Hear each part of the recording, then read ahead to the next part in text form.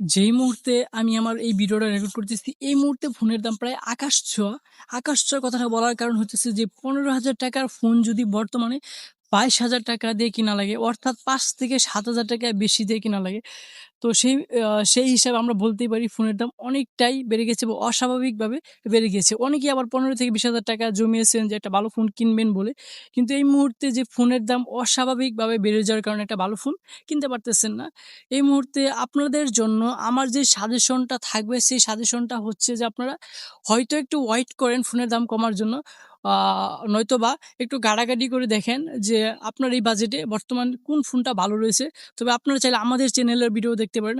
আমাদের চ্যানেলের নাম হচ্ছে টেকমেদা এবং সাথে রয়েছে আমি তাশরিফ এবং আমরা আগামী সোম থেকে মঙ্গলবার মধ্যে একটা ভিডিও আপলোড করব। যে ভিডিওতে থাকবে ১৫,000-২০,000 মধ্যে বর্তমানে কোন ফোনগুলো একটু ভ্যালু ফর মানি।